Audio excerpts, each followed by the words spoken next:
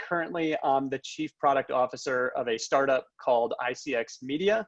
And then I've also been a product manager of varying levels at many different startups.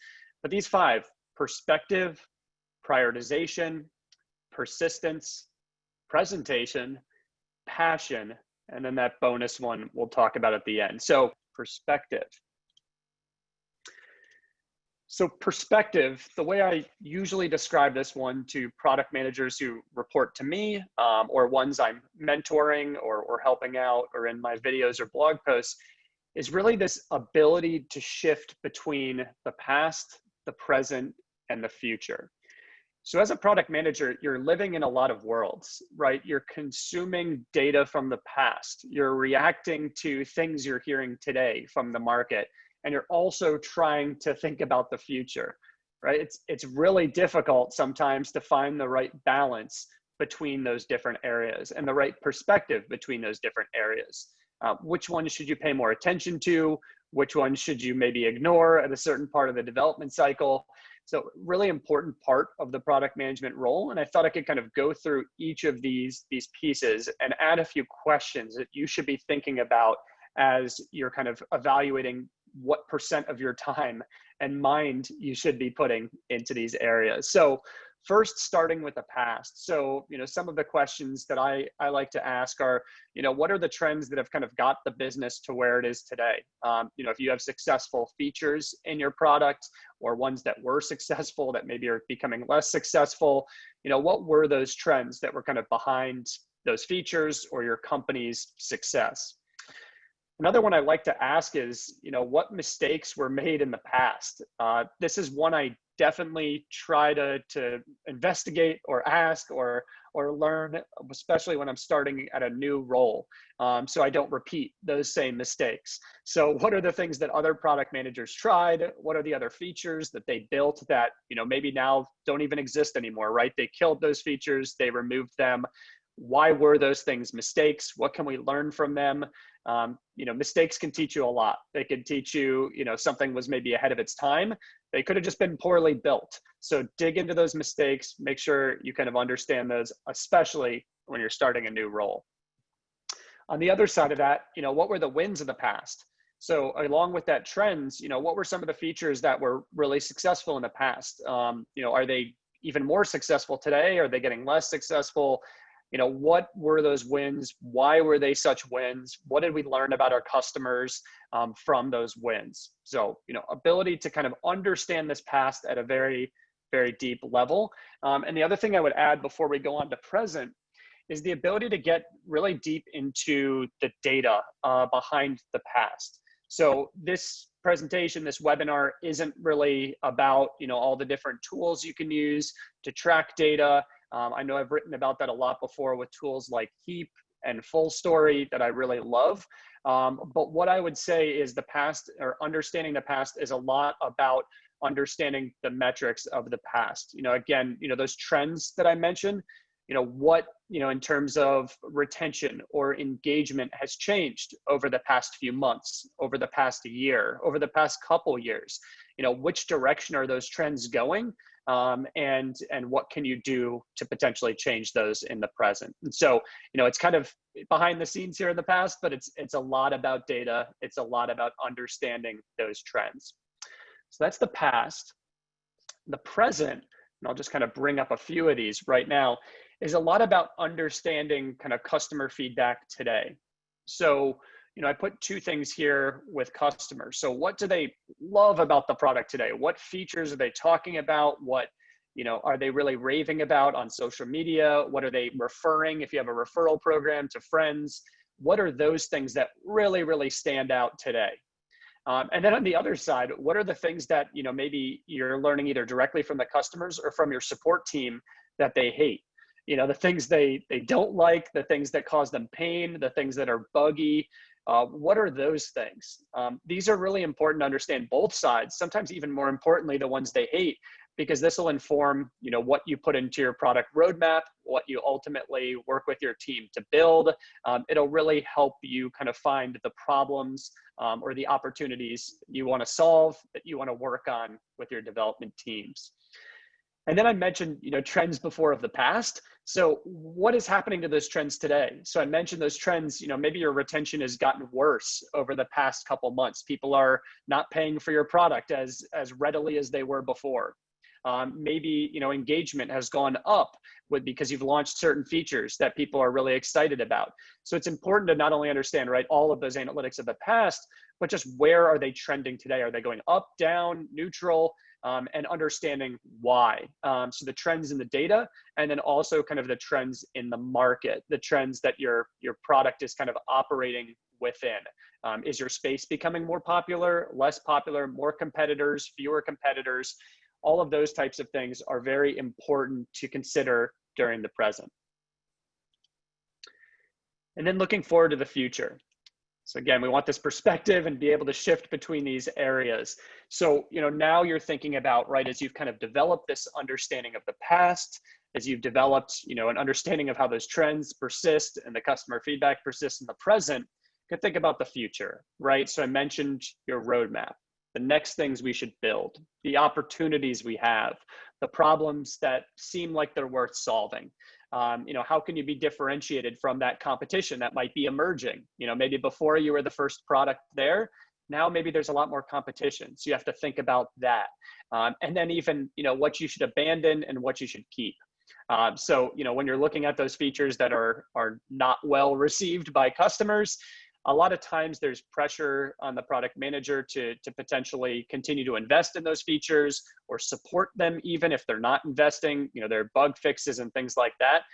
One lesson I've learned in my career time and time again is it's almost always better to kind of cut your losses, remove that feature that people aren't using or is buggy or is old, remove it, focus your team on the things where you can make a bigger impact. The features that people really have a lot of interest in, invest more time in those. Don't try and support the ones that maybe 5% of users are using. That just really eats up a ton more time than you'd think, and a ton of your mind share as well. And so the first P of product here, as we talk today, is perspective. Again, it's the ability to shift between, these past, present, and future worlds at the right time. So a lot of time as a product manager, you're living in that present, you're working with your team, you're developing stories for them to develop on, but you do have to go into the past frequently for the analytics and the trends.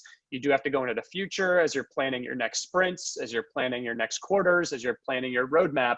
So a effective product manager can flex between these worlds at the right time. So the second one here should be no surprise for anyone who's read anything on product management, anyone who's met a product manager before, or of course, if you are a product manager, you get this one a lot. So prioritization, right? So the product manager is in the center of a lot of conversations, right? They're talking with leadership, they're talking with their developers, of course, they're talking with other teams, marketing, support. They're trying to take in all of this information, and everyone wants them to go do something, right? Leadership wants them to build maybe new features. Support wants them to fix existing features. Marketing wants them to build landing pages, and they have only a certain amount of capacity on their team to do those things, right? As a single product manager, you might have 2 developers, you might have 5, but it's not unlimited, right? You're going to have to prioritize the work that makes it to your team. And so, as I looked at the 5 Ps here of product management, it's not just the ability to prioritize.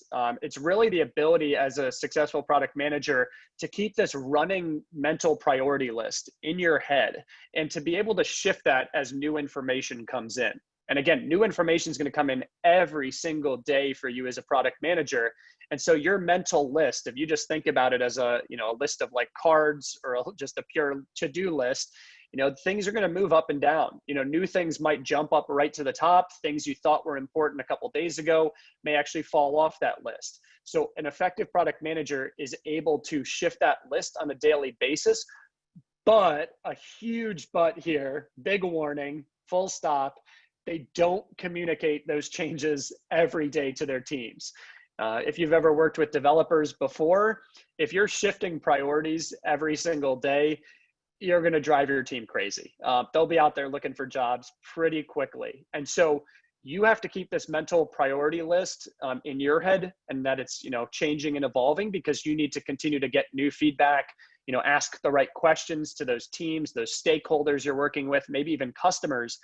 And then at the right times, we had the question about Agile before. So the right time potentially being sprint planning, as you're thinking about that work for the next 2 weeks, 1 week, whatever your sprints are, that's the time to kind of evaluate and include, priority shifts, to share new work with the team, to discuss it, to explain it, to talk about goals. Those types of things are, that's the right place to share those priority shifts. That's the right cadence to share those shifts with your development team. So big warning there. You're going to have this list that changes all the time. You may even have it, on Confluence or wherever you track it, on Trello, or, I sometimes do it just on pen and paper, but don't communicate that every single day to your team. You'll drive them crazy. A couple other things about prioritization. So you do want to think as a product manager beyond the product.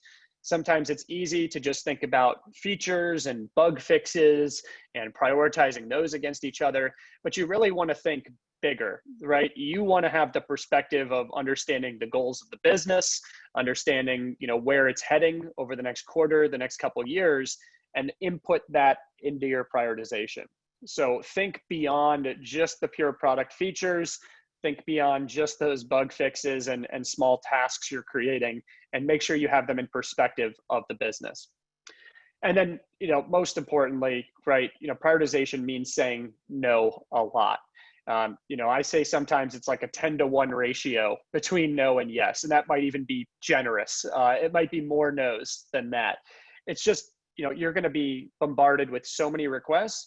And so as a product manager, especially effective when you're creative and you're empathetic when you say no. You take in that information that people are asking you to do. You don't promise anything. You take it down, you put it in a backlog, you consider it for the future, consider it for a future version. There are a million ways to say no, to be empathetic, to show that you care and show that you appreciate those ideas, but not commit yourself, not overwhelm your team. So prioritization, the second P of product management here. Third P here, persistence. So, so far we talked about, a couple P's here in perspective and prioritization, that are a little bit lean back, sometimes a little bit higher level, especially in terms of the perspective. Persistence, we're getting down kind of into the nitty gritty tactical, what makes a great product manager, kind of level here. Building is not easy, right? I can think in my head, of all the projects I've had, over these last 8 years at a few different companies, and it's, almost without exception that you have big curveballs that happen in these projects, something that you didn't expect, something that takes way longer than you expected, technology issues, bug issues, there's a million different ways that a project can start to go off the rails.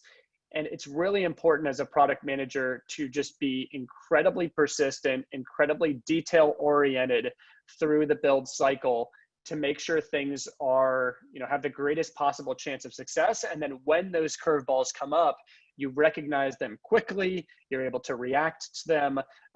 Persistence is a massive, valuable part of the product management role, because it is just so hard to build things that are great. It's easy to build things that are crappy though. So, if your bar is that low, don't worry about persistence, but I'm hoping everyone's here because they want to build things that are great. And that takes persistence, right? You're translating those big high level goals that I was just talking about, of the business, into those goals for your team. And then ultimately, maybe even skipping a few little steps here, but into those pieces of work, right? Those user stories that developers can work on. And, the devil's in the details for a product manager. Those user stories, if written well, a developer understands what they're supposed to do. They know why they're doing what they're doing. They know what, completion looks like. They know how this thing's going to be tested. They have the designs. If they need designs for this feature, they have everything they need, and they're able to move along, pretty self-sufficiently on that task and complete it in a way that's accepted by the product manager. And so a product manager, it's important that they're kind of persistent as they create those stories and persistent as they track those stories over time. And so, I mentioned kind of here at the bottom, persistence in the sprints. So I've seen some product managers fail before when, they create a great sprint, right? Let's say that 2-week sprint of work, that bulk of work that our team of developers is going to work on over the next 2 weeks. I've seen sometimes product managers create a great sprint and then, think that they're pretty much done, right? They put in all that work, they got all the tickets right, and they, told the team about it, and we started our 2-week sprint, and the product manager, went and did some other things, and kind of took his eyes or her eyes off of the sprint. You could maybe do that for a day, maybe for 2 days if you have a very, very high functioning team. But questions will come up, surprises will come up, people will get stuck. I see a million times, in our daily stand-ups, I hear people use certain words. I see certain things that aren't moving along as quickly as I just know in my gut they should be moving.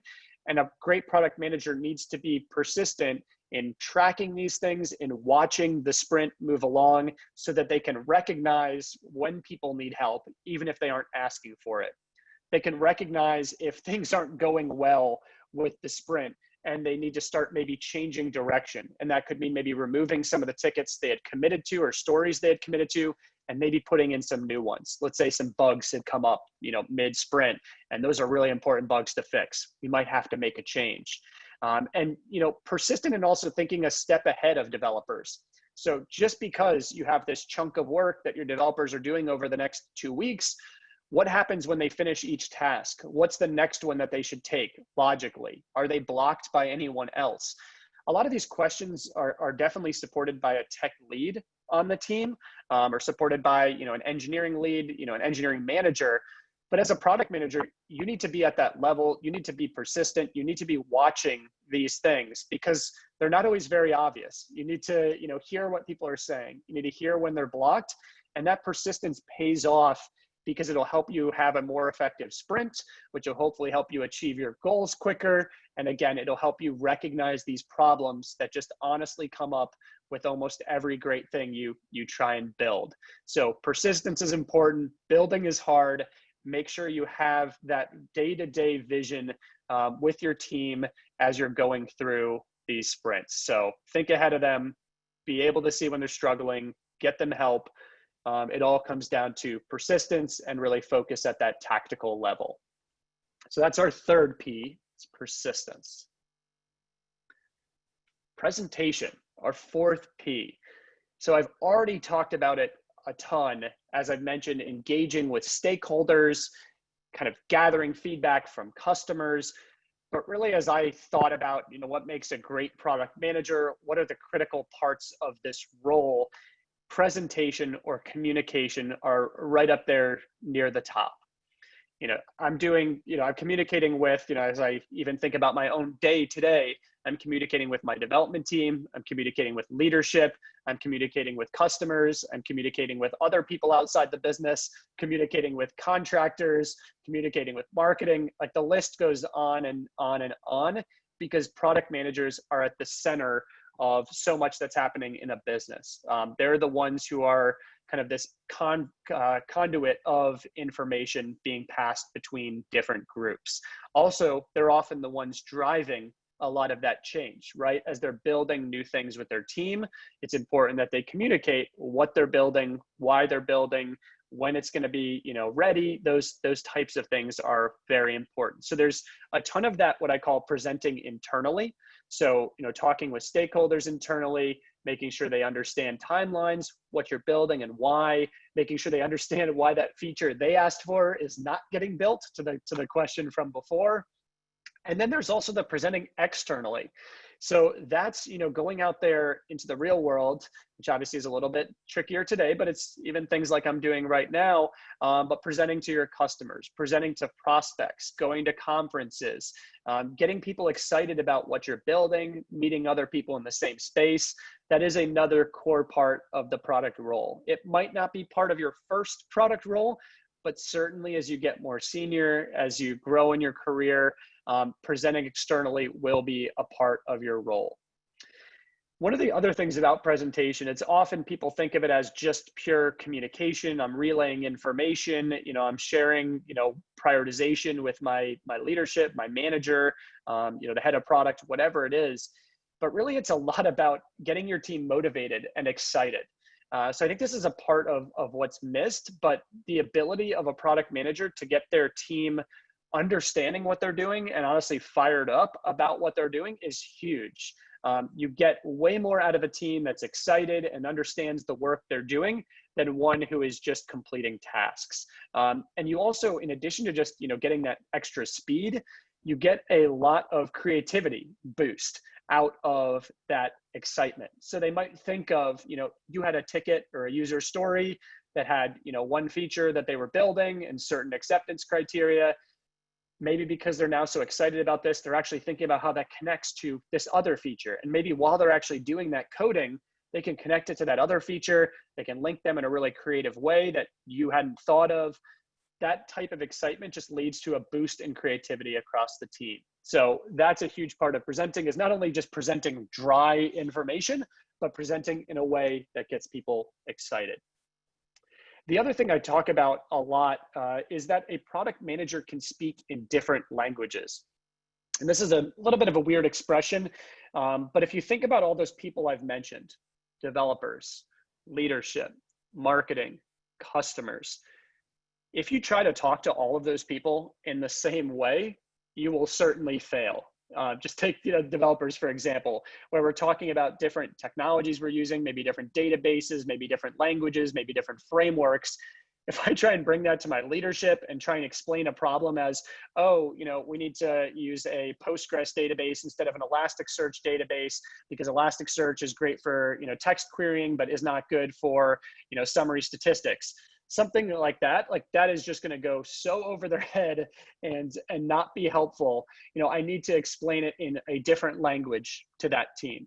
I need to explain it in a different language to my customer. Maybe now the application will be 5 times faster to answer their questions. They don't need to know that it's because of these underlying database changes, right? So talking in different languages or talking in different languages is a vital part of presenting. And then of course, when you're presenting externally, it might even be another language at a conference or to someone in your industry. So presentation, critical, communication, critical, the 4th P of product management. And then the 5th P, so our last one out of the 5, certainly overlaps a little bit with the presentation. So I mentioned here, getting the team, getting the company excited. A lot of this comes down to passion. So if you have a passion for your product, if I see other product managers with a passion for their product, it is palpable. You don't have to, look closely for it. You see the excitement when they talk about their product. You hear it in their voice. You just see their mind working and thinking about, where their product can go in the future, the opportunities their product has. You can feel it. So passion is incredibly important, again, because it gets other people excited. It gets them to think creatively. Sorry about that. It gets them to think openly about their product and your product. And it also gets them to opt in. It gets them, bought in. It gets them on board. It gets them working with you, more than they otherwise would have. And so, when you see a product manager like this, they're even thinking about their product on nights and weekends, not because anyone's asking them to do it, but just honestly because they enjoy it that much, right? And then they, have a lot of empathy too, right? They feel the pain points that customers are experiencing, right? So, those are a few of the ways that they're kind of having this emotional tie to their product that's just really visible. And it goes a long way, again, in motivating the team. One caution here, I want to make sure, I'm a big proponent of a work-life balance. I think if you just work all the time, you actually end up being less successful. You have less creativity. So you want to make sure, if you are this passionate, if you're aiming to be this passionate product manager, as you should be, you still kind of have your time, obviously, for your family, for your life, for outside of work. So don't let your product take over your life, just a word of caution. But you do want to be working on a product, working with a team, working in a space that you're passionate about. It'll lead to better ideas. It'll lead to better teams. It'll lead to more creativity. And then our last one here. So this is a bonus P. I had to stretch a little bit on this one. So this may not be a word some people are familiar with. So sorry about that. I had to stretch a little bit here as this person is stretching in the picture. But this final one is pliability. So in other words, flexibility. In other words, extreme generalist is what I've used before to describe this P. And what this means is it's extremely important as a product manager to be able to have skills in a lot of different areas. So I call it kind of be dangerous. So be dangerous enough in analytics, be dangerous enough in design, be dangerous enough in technology, be dangerous enough in kind of customer feedback and customer interviews. Of course, you could be a little better at some of those, a little worse at some of those, but you should be pretty good at a lot of different things as a product manager. So you're a generalist, you're generally good at a lot of things, but you're really only a true specialist in a couple. You might be a specialist, maybe your background was design. Maybe you were a designer before you came into product management, so that's your specialty. For me, I was an analyst before I came into product management. So for a while, I was a specialist in analytics. Some of those skills may have worn off a little over time, but that's one of my specialties. And so the importance of this pliability, this flexibility, this extreme generalist ability is, as a product manager, month to month, quarter to quarter, year to year, your business will move into different areas. You'll develop new products. You'll develop new features of those products. Often they're going to be in areas that are different than before. Certainly some will be similar. Certainly some will, lean on skills you've already built at your company. But you might move, for example, into a new product feature that now has a machine learning component. Or you may move into a new product feature that now is in a mobile app, right? Like you're building a mobile app for the first time. And so if you're an effective product manager, it's incredibly important that you can develop those skills rapidly. How do I build a mobile app? What are my options on the tech side that I have to talk about with my team? What are the services I can use to track analytics in that mobile app? How do I know that customers are actually using this app, and how can I interact with them, in chat, maybe when they're in that app? All of those types of questions, you need to be able to get to the bottom of very, very quickly. You need to be able to flex into these new areas very quickly. You need to be able to learn very quickly. So, if learning started with a P, I might have put it in this bonus here. So always learning, that ability to flex in these areas and go deep when you need to. So, a personal story at ICX Media, we do a lot with data. We do a lot with machine learning models. That wasn't something I'd really done before. So in my first couple months of work, I took a bunch of Coursera classes. I, asked a ton of questions of people on the team who had been in those areas before, really to just understand the space, understand the trade-offs that had to be made, understand the opportunities. And so I came in, no expert at all in machine learning. And, in about 3 months, I was competent enough, right? I was dangerous enough to ask the right questions, to understand how to build a sprint, a roadmap for the teams that aligned with the goals of the business and aligned with this new area that I was learning about. So pliability, flexibility, ability to always learn is an incredibly important part of any product manager's time and of just product management in general. So those were our 5 Ps, and the bonus P of pliability. Please throw any last questions in the chat here. We still have a little bit of time, but while I'm waiting for any questions to come in, if you did enjoy this content, Again, please check out modernproductmanager.co. You'll find other videos and content there for free. There are also, more intensive courses that include more videos for purchase if you're interested in that. I do have a bunch of free content on YouTube, on Medium, so check those out as well. You can definitely find it there.